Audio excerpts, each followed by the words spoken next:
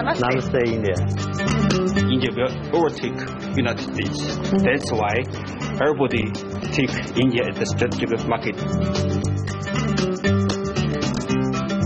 I think the Chinese nation are eternally grateful to the Indian nation. There are problems in our bilateral relations, some border disputes, etc. But there are also greater common interests. Well, guess who we bumped into while tracking Prime Minister Narendra Modi in China? Vidhu Vinod Chopra, Amir Khan and Raju Irani. PK is releasing on the 22nd.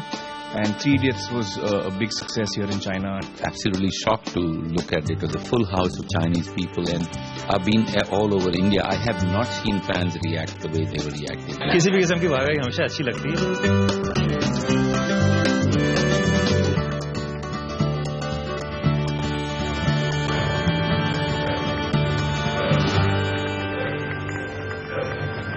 That's right, Prime Minister Narendra Modi has begun his 3-day visit to China, and he's got more than just trade on his mind. So it's not surprising that India is now a buzzword in the country, and Bollywood seeing some healthy representation and interest as well. I'm Nayanthara Rai, hard at work in CNBC TV 18's Delhi studio, while Shireen kicks back in China. Wong Shang Hao, Ni Hao Ma, Shireen. Talk to the hand, Nantara. I know what you said, even though I don't have Google here. If you're calling me mother on national television, all I can say is talk to the hand. But beyond, good evening. Beyond How are you? Banter between me and... Oh, sorry. Excuse me. Since I don't have Google, I don't know what you said, Nantara. Good evening to you as well. I'm doing well. A bit tired, but otherwise all is good. You know, we've seen Prime Minister kickstart his visit here in China. It started with Xi'an, which is the hometown of President Xi Jinping. So there's one thing for certain, there's been a reciprocity as far as the departure from protocol is concerned. Remember when President Xi visited India, he visited the home state of the Prime Minister in Gujarat, and today Prime Minister Modi visiting the home state of President Xi in Xi'an. There was that cultural extravaganza and all of that, but also a 90-minute conversation between the two leaders where the Foreign Secretary told the media that the conversation was comfortable and both the leaders built on the chemistry that they enjoyed during the previous visit. But that's the action here. I'll get you all the updates, Nantara. That's right. Until then, let's take our viewers to the headlines that we're tracking in India Business Hour. Our top story, Tata Steel issues a warning about its fourth quarter numbers due to be released on the 20th of May. Says it will have to recognize a non-cash write-down of $1 billion for the quarter.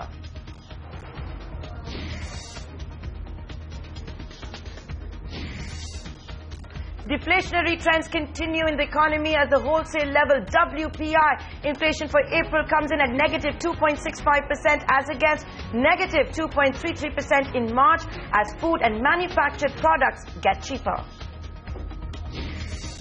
Bulls stage a recovery from early lows but still end with modest losses after yet another choppy session. Nifty loses 11 points but closes above 8,200. Sensex slips 45 points. The government tests the waters over allowing foreign direct investment in e-commerce but decides that more consultations are needed as players like Flipkart oppose opening up the sector. The GST Constitutional Amendment Bill may be stuck with a select panel, but the government goes ahead with the groundwork, begins hunting for IT consultants to advise on setting up the IT network to implement the tax. The government may re-promulgate the Land Acquisition Ordinance for the third time after the bill failed to clear both houses of Parliament in the budget session. Final decision after the Prime Minister returns from his China visit. The Supreme Court cracks the whip on former CBI Director Ranjit Sinha, says it was inappropriate for him to meet the accused in the coal scam while investigations were underway. Directs the Chief Vigilance Commissioner to find out whether these meetings affected the outcome of the CBI's probe. Sahara Subroto Roy won't get out of jail just yet. Supreme Court rejects Sahara's request to release Roy for 6 weeks, says Sahara must provide the full repayment roadmap and not just a bank guarantee. Supreme Court grants massive relief for lakhs of home buyers in Noida, but deals farmers a body blow. Rules land bought by local authorities between 2006 and 2009 need not be returned to farmers. RBI moves to boost use of plastic money. Banking transactions set to become easier as the central bank does away with the traditional two-step authentication process for small value credit card payments. On the hour. It's necessary. India is very important because, you know, India market is the third largest smartphone market. On engaging the Dragon, Chinese mobile phone manufacturers say they're feeling the pull of India. Xiaomi and OnePlus chalk out big plans for this market. And before we get to all of that, here's a look at today's market action. Volatility continued to hurry traders on the Lal Street, but the bulls would not just quit so easily. Indices clawed their way back from early lows, and though they ended with modest losses, the bounce back was nothing short of spirited. So while the Nifty ended the day 11 points in the red, it did manage to close above that crucially and psychologically important level of 8,200. Sensex closed 45 points in the red, but about 27,200. The mid-cap space saw some heavy-duty buying action, especially in the banking space, but the IT stocks, they took a bit of a beating. And from the equity markets to the currency markets, it wasn't just the stock markets that displayed a resilient streak. In the currency markets, the rupee got stronger for the second straight day. It closed 50 paise higher. That's the biggest single-day gain in over 4 months. And after weak U.S. retail sales data spurred bets that the Federal Reserve would delay an increase in interest rates. And here's one more argument in favor of a rate cut by our Reserve Bank of India. What is being seen as a clear sign of deflationary trends in the Indian economy. The wholesale price index for April fell to negative 2.65% as against negative 2.33% in March. This dip comes mostly on the back of a contraction in the pricing of manufactured goods and a drop in oil prices. Lata Venkatesh now joining us to help us understand all of these numbers a little more. Lata, you know, if you look at the CPI data which came out a few days ago, the WPI data that came out today, as well as the IIP data, it really makes a case for the RBI to announce a rate cut in June. Well, actually, before one gets to what would be the Reserve Bank action, the fact that the WPI is showing the 6th month of negative numbers, contraction of prices, is not a matter of joy, but a matter of concern. It's not that one expects a rate cut, but just emphasizes how deep is the pain in the economy. As well, this is reiterated by the fact that the manufacturing sector in the WPI has again shown a fall in prices, a contraction of prices for the second straight month. Now, we are not talking about slowing inflation here, which is what we were watching a few months back. Now it is actually prices falling at an aggregate level. And, whether you looked at food, any of the food articles, for the last 4 or 5 months, each month the tick is lower than the previous month. For instance, in food articles, inflation was 8% in Jan, 7.8 in Feb, 6.3 in March, 5.73 in April. You can see the decline, and these are months which could have been troubled by the unseasonal rains. In spite of it, the momentum of food prices, inflation has been coming down. In several of the food products like cereals and vegetables, you are actually seeing a contraction, again, a fall in prices. But the pain is much more in the manufactured sector. On several products like metals, minerals, chemicals, plastics, rubber, the month-on-month fall from March to April is indicating a fall in prices. That is very difficult for a manufacturing sector, which is just not able to perhaps even meet its fixed costs at the rate at which prices are falling. So the case is very clearly there, to answer your question, that a rate cut would be needed, and there is every argument for it. There may be a couple of arguments that maybe, the monsoon could be a bother. Crude prices have started rising, and one doesn't know where it will end. And the rates that were cut will be in a lagged manner transmitted to the economy. These arguments could come, but now I think the arguments are overwhelmingly shifting in favor of a rate cut. That's right, Tata. And those are the conversations that I've been having with foreign investors here as well, and people who track the Indian markets very closely. Just about everyone, from Morgan Stanley to Bank of America, Merrill Lynch to Citi, everybody sees a rate cut coming in on the 2nd of June. Whether it's going to be 25 basis points for the year or 50 basis points for the year, the jury is still out. But June seems like a done deal for most people who watch the Indian markets, and they expect the Reserve Bank governor to act. But let's talk about a stock that is likely to be under pressure. Steel giant Tata Steel has issued a stark warning when it comes to its fourth quarter numbers.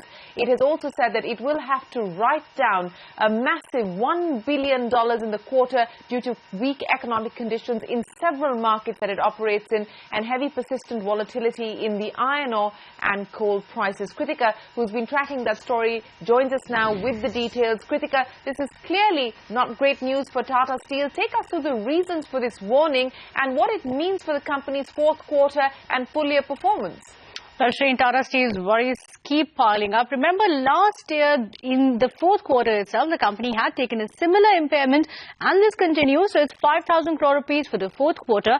For the full year, it's 6,500 crore rupees. Now, just to help you understand, this essentially means a hit on the overall booking value of the company. This will not impact the operation. So what this means is that the company has been struggling when it comes to their investments that they have put into the European business, specifically the long product business, due to which they have taken an impairment since they have not been able to make profits in those businesses. So the long products impairments have been completed. So in a way, it's a good news that we won't be seeing significant impairment hits going forward in the long product business. However, this impairment includes the investments that they have put into projects like Mozambique, Ivory Coast, and a project in Canada, which will continue. Now, what is the reason, Shireen, that they have taken this hit? Largely the kind of volatility that they have seen in the macroeconomic environment. They haven't seen a pickup when it comes to iron ore and coal prices. They've seen volatility and a mismatch in the demand and supply condition of the metals and steel industry. There has been a lot of pressure when it comes to raw material pricing,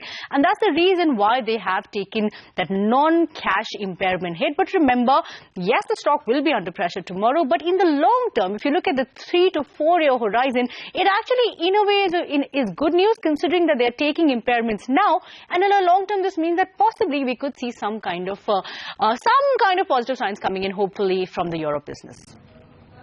Tata Steel cautioning before its 20th May results for the quarter, an impairment charge of almost $1 billion. Thanks, Kritika, for joining us with those details. Here's the other big development of the day. As many as 60 e-commerce players and industry bodies converged in the national capital today to meet with the Commerce Minister Nirmala Sitharaman and discuss whether this sector should be opened up for FDI. While the highly anticipated meeting remained inconclusive, industry remains divided over the issue. Here's a report. Commerce Minister Nirmala Sitharaman is holding parleys with the e-commerce industry on whether it should be completely opened up to foreign direct investment. The discussion centered around the various models of FDI which could be adopted in B2C or business-to-consumer e-commerce. While the dialogue didn't throw up any immediate concrete plan, the minister did say that more discussion with stakeholders, including states, were vital to set up a policy framework. We are not taking a position this way or that way from the ministry. We've heard everybody. In fact, this is not going to be sufficient. I need more meetings with everyone, individual operators or associations. It is for us to understand on the broader context of e-commerce, the way in which they may need FDI, they may not need FDI. Is it affecting the level playing field with brick and mortar? All this is being discussed. Thursday's power-packed meeting saw attendance from e-tailers like Flipkart and Snapdeal, as well as global tech giants IBM and Google. As of now, 100% FDI is allowed in business-to-business or B2B websites, but B2C e-commerce companies cannot invite such investment. The $20 billion e-commerce sector is divided on whether a complete opening up to FDI is a good idea. Sources say that Flipkart and other domestic players are opposing opening up the sector, while the likes of Amazon are in favor of the move. In fact, local retailers tell us that they are in talks to set up their own industry body to ensure their voice is heard. Meanwhile, the IT sector's umbrella body, NASSCOM, seems supportive of FDI. It is good that the government is seriously addressing this issue because this has a very important bearing on the growth of e-commerce in the country, and we believe that a rapid growth in the area of e-commerce will be good for bringing in efficiency in the country and bringing the Indian products, exposing them to the world market and also giving them access to the global market, especially the small and unorganized sector. As the tug of war between online players continues, sources say that the government has made it clear that it will only take a call after considering suggestions from all stakeholders and will hold another meeting with e-tailers in 2 months. With Rituparna Bhuyan in New Delhi, in Mumbai with Priya Sheth, this is Kritika Saxena. For more on the key issues facing the Indian e-commerce sector and what FDI could mean for it in the future, we're now joined by Ashish Jilani, the founder of industry consultant E-Tailing India. Thanks, Ashish, for joining us here in India Business Hour. It's a divided house. Domestic e-tailing companies led by Flipkart against FDI in the sector for now. Where do you stand? Do you think perhaps the sector needs to grow a little more before the government should allow FDI? No, I think the sector, I think the growth is already there. I think for small and medium-sized businesses, it's important that the FDI is looked at seriously because what happens is with the money that will come in when FDI opens up, it will help these small and medium-scale businesses grow, which again will help the overall industry grow. And we're already seeing huge amount of growth, but I think this will be the next wave of growth that will come through. You know, Ashish, what's interesting now is that earlier the fight was the big traditional retailers saying keep FDI out, and that was a lobby that was in play. Now it seems to be that even within the e-commerce, e-tail segment, we're seeing fissures emerge, and there's one camp that believes FDI into B2C e-commerce should be allowed and one camp that believes it shouldn't. Given that, do you believe that this is now going to give the government another reason to hold back on taking a decision? No, I think it will help, right? Because originally, one group was adamantly saying that we don't need FDI. Now with the group split, I think people are realizing that the camps are changing. And the reason the camps are changing is because there is a need for it. So I think it will give a government a way to actually look at it more rather than saying that, look, let's delay it more. I think now it's going to be very serious about, what are the implications if it is implemented? What are the implications if it is not implemented? So I think it's actually the opposite. I think it will drive the government to seriously look into it and probably implement it over the next few months, years, or whatever it takes for them to do it.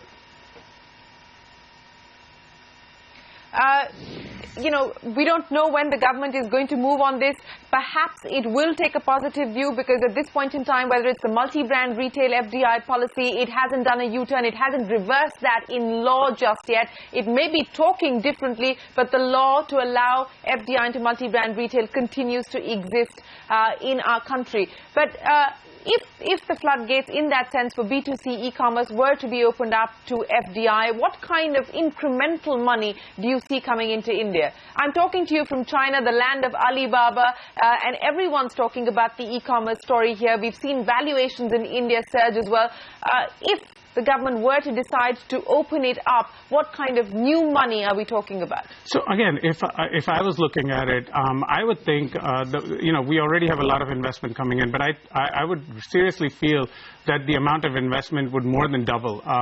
Not only will the small and medium-sized businesses be ready for funds, but there'll be other large players that would probably be bringing a lot more money in to ensure that they can create inventory for themselves to sell online, which is another, which is a big area that will be allowed when FDI opens up. So, I would assume that the amount of money that's coming in now will probably more than double with FDI opening up, and which should help the small and medium-sized businesses, as well as helping us build infrastructure to help the e-commerce economy to continue to grow. Okay, Ashish, thanks a lot for joining us here in India Business Hour. That's Ashish Jilani saying this is the right time to allow FDI in the e-commerce space, and perhaps this is also a sector that does need to be regulated a little more. It's day one of Prime Minister Narendra Modi's 3-day visit to China, where he has begun restricting talks with Chinese President Xi Jinping in the Asian city of Xi'an. With this visit, President Xi has skipped protocol by meeting the Prime Minister outside of Beijing.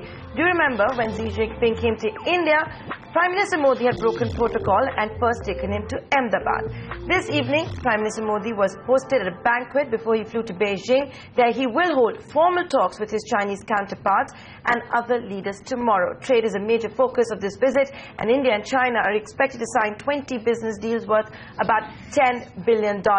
Modi will also meet Indian and Chinese CEOs and address industry in Shanghai on Saturday. The trade imbalance between the two countries is also on the agenda. The deficit between India and China increased about 34% to $48.43 billion in 2014. Meanwhile, no substantive developments are expected on the long-standing border dispute. Shireen, this is exactly what you're tracking there.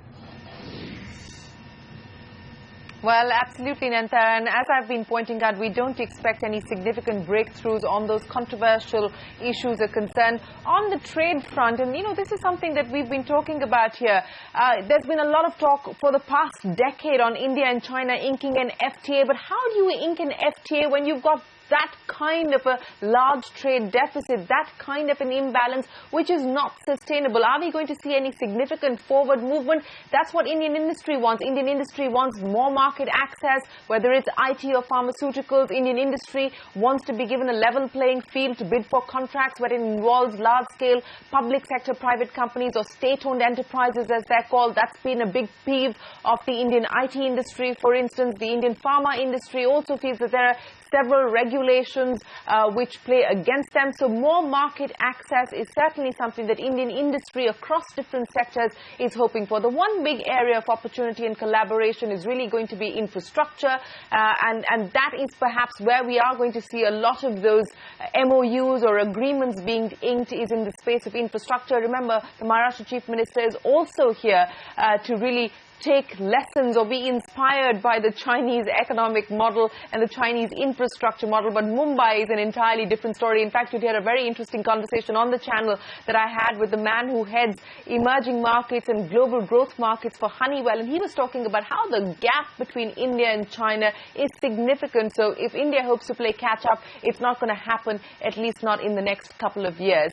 But let's talk about one Chinese company that's creating waves in the telecom market, in the mobile phone market specifically. India is a big focus area, big focus market for Xiaomi. It's put together its F5 strategy, which is fighting for the next 5 years, and India is all over that strategy. I caught up with the man who's leading Xiaomi's charge at this point in time at their headquarters in Shenzhen. Take a look at the importance of India for Xiaomi. From my side, I think that India will become the second largest mobile phone market in the next 3 years. Now, number one is China, number two, United States. But I think in the future, I think 3 years, India will overtake United States. That's why everybody take India as the strategic market. But we take the advantage that 2.5 years back, we already be there. You were already in India in 2013, that's right. You talked about the India advantage, and the Prime Minister is now talking about Make in India. Yes. We have actually seen the government hike customs duties to get manufacturers like yourselves to make in India. So you are going to be making in India? Yes. How soon will that be? Yes, because I visited India, I think, in April. And I have met a lot of people and visit the factories. That's why I made the decision that Johnny must go to India and make in India. So the decision already made. So I will send my manufacturer executive to India, I think, a week later. So we will finalize our contract partners. I think within 1 quarter we can start our local manufacturing. And this will be local assembly? Yes. And then eventually you hope to scale it up into full-fledged manufacturing? Yes, I think with the ecosystem of in India become mature, I think in the future we will start, I think maybe CKD. Initially we will start with SKD. How much of a cost advantage will that give you, and what will that mean for the end consumer? How much more can prices move lower if you start to assemble and eventually manufacture in India? So the benefit for us, for India, making India, there are 2 benefits. One is, I think, the custom duty saving in India market. Roughly, I think you can take about 8 to 10%. But also we take India as the exporting hub for South Asia markets. So this, I think, the second step.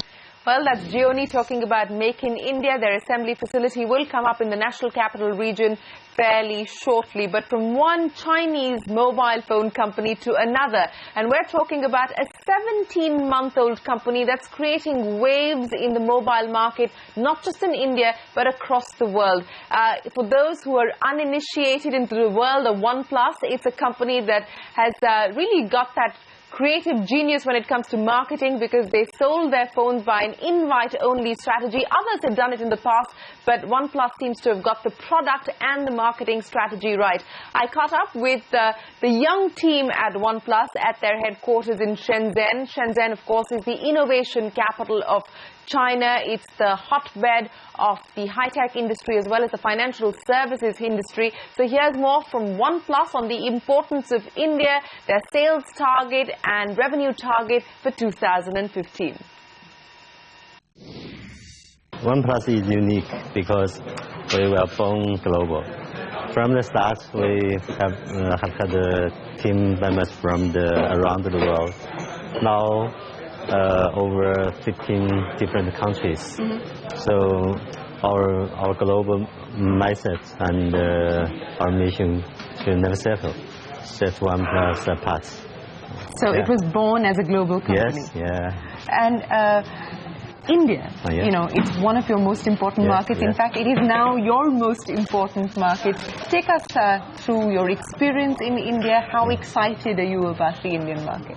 Yeah, India is very important because, you know, India market is the third largest smartphone market in the world. Yes. In the world, yes. Behind China and the US. And it's the largest market for OnePlus just now. So, and we have many amazing Indian fans who really understand our vision. So we will keep adding resources to give out the Indian fans the best experience. Now we have the office in Bangalore, so maybe sometime later we will have many India members and to give our fans the best experience. I believe there's also going to be a phone that's going to be specific for the Indian market. You will be launching that fairly shortly. Yeah, maybe 2 months later. So you've already crossed in the last 17 months since you set up this company 1 million units in sales. What is the sales target and the revenue target for this year? Sales target this year maybe 3 to 5 million. 3 to 5 million units, okay. And revenue? Revenue, I think maybe 1 billion. $1 billion in revenue by the end of the year. Yeah. And okay. Yes. And the Indian market may be the largest market. Well, that's a 17-month-old company talking about sales of 3 to 5 million units of their phones. That's the OnePlus, a new launch expected shortly, and of course a new phone that's not going to really be an India-specific phone in that sense. It's going to be a phone more relevant to the emerging markets, and of course $1 billion in revenues by 2015. Well, there's a lot more that we've captured from you. Slices of China, slices of made in China versus make in India, and the experiences that both countries can take away from what they've been doing as they've evolved into the economies that they are, especially over the last 2 decades or so. But all of that and more will be coming up for you on India Business Hour when I return tomorrow. Remember, tomorrow the action moves to Beijing. Today was Xi'an. Prime Minister Modi will start his talks with his counterparts in Beijing tomorrow, and we'll keep you posted on everything that's hot and happening here in China, right here on CNBC TV 18. And Shireen, one an, that's good night. Well, good night to you, Nenta, and good night to all our viewers from Beijing in China from me. And with that, it's a wrap on this edition of India Business Hour. Thanks for watching.